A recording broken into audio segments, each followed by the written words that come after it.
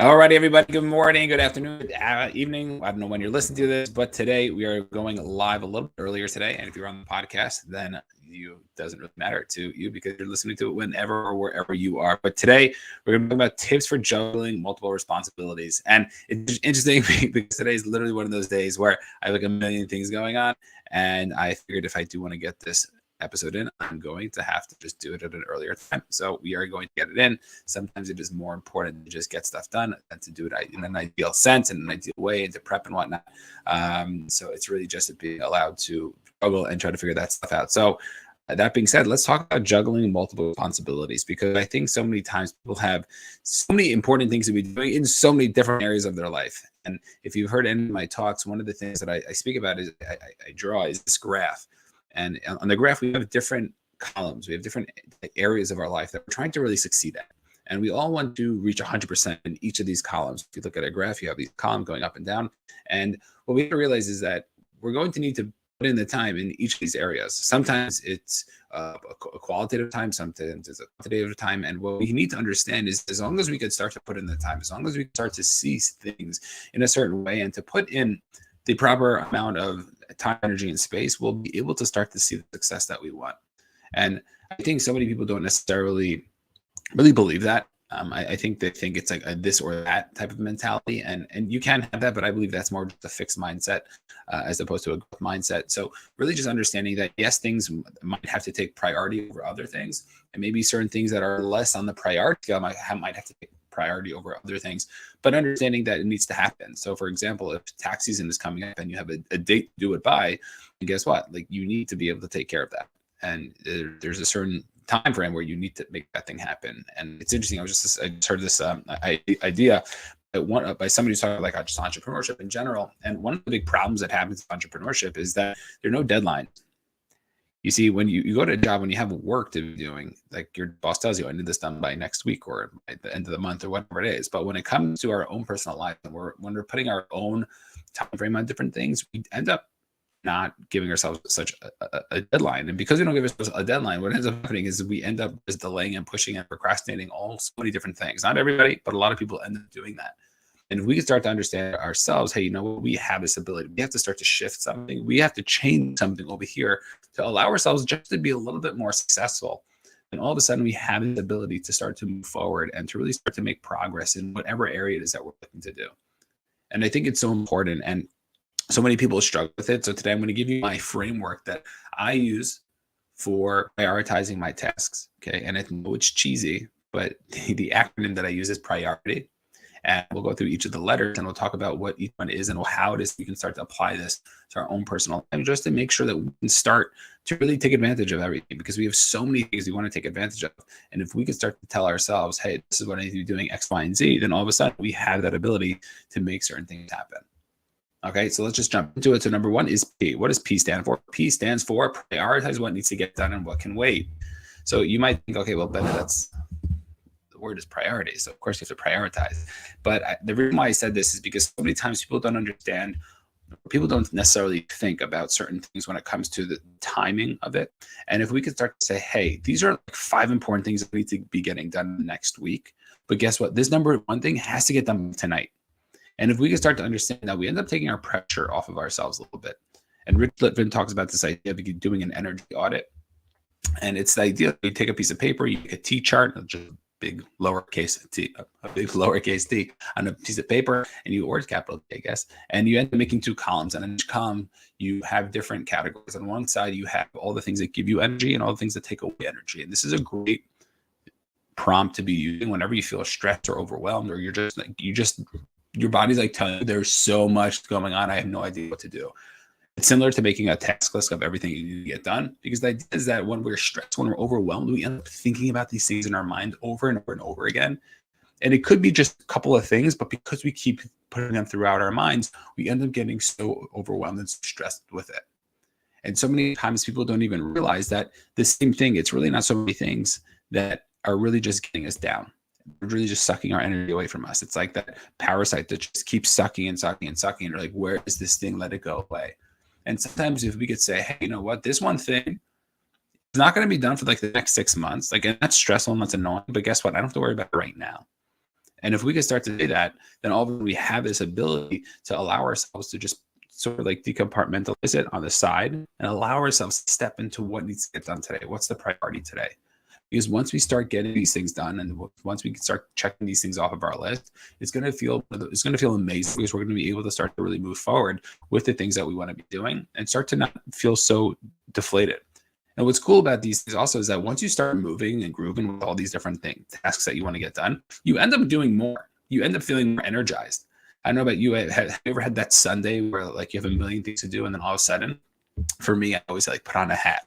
Like I put on a baseball cap, but I have a specific one that I might put on, and then all of a sudden I'm just like going at it. I just like go pound, just like knocking things off the list. Whenever I need to do my finances, I have a special hat that I wear, and I just put it on, and I just go, okay, this is my finance hat. Let's just go at it, and let's just like knock it out.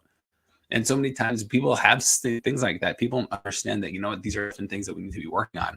And because of that, they have the ability to start to get stuff done. And we need to ask ourselves, like, what is it that we need to be doing? How is it that we can start to make sure that things are really happening?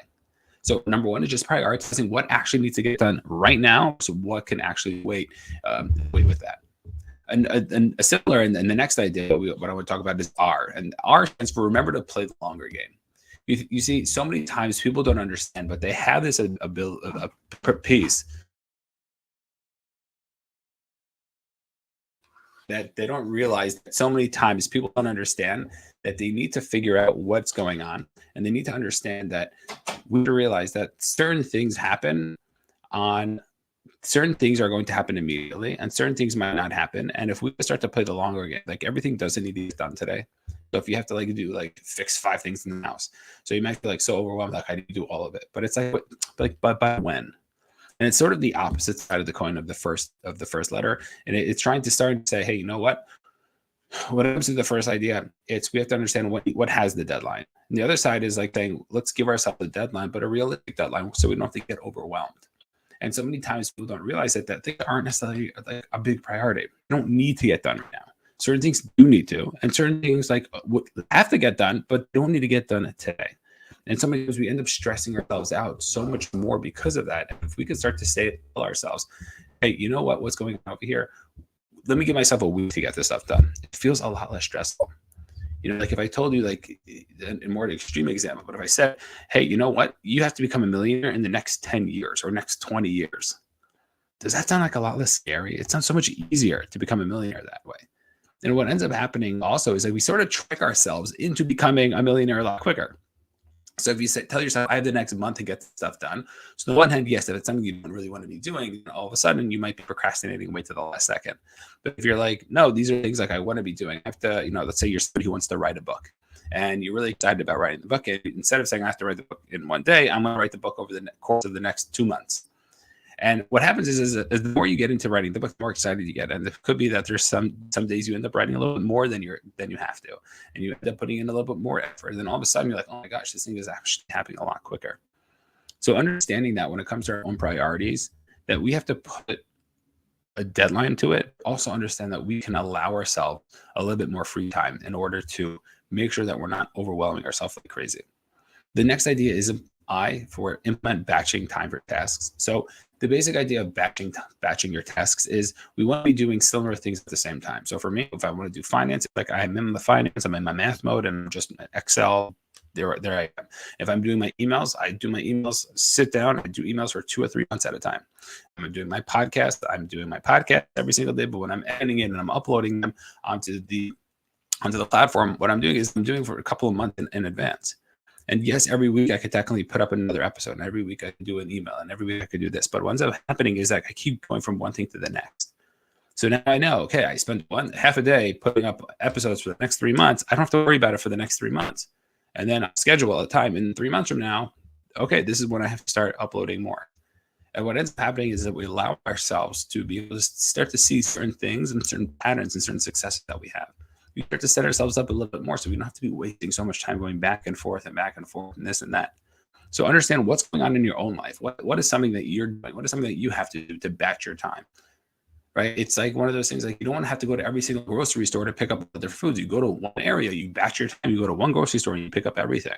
And sometimes even if it's a little bit more expensive, but they'll have everything, it might be worth it because it's not worth the time. So we have to understand for ourselves, like, what is the batching time going to look like for us? How is it that we can start to see what is going on over here and to allow ourselves to just put things together? That being said, if you have not yet subscribed, make sure to hit the subscribe button down below. And if you like any of this content, feel free to leave some comments, and we'd love to be able to get back to you. Next is O. What does O stand for? O stands for obtaining support from your partner or your spouse. You see, a lot of times we think that we're all on our own. Some people, unfortunately, are on their own. But whether it's a spouse, whether it's a friend, whether it's a parent, whether it's somebody that you can go to start to say, hey, I have a lot of things going on right now. Any chance you could help out? You know, as kids get older, sometimes they end up being the ones to watch the younger kids. And it's like they need to help out because mommy and daddy need to get stuff done. And if we could start to understand for ourselves, hey, what's going on here? Who is it that I can ask? And sometimes you might have to pay for that support. So getting a babysitter or something like that. But if we could start to say, hey, who are the people in my life that I can use to help me become the person that I want, then all of a sudden I get to start to take the action that I need to take. So many people they need to do everything themselves. So many people don't know how to ask for support and ask for help. And we have to understand, like, the biggest companies in the world have a whole team of people supporting them. And that is something that is it's so common and it's so normal. But when it comes to, even like doing the dishes, it's like, why can't we ask for help? Why can't we ask their support? And if we can start to ask for that help and ask for that support, then we need to try to do it.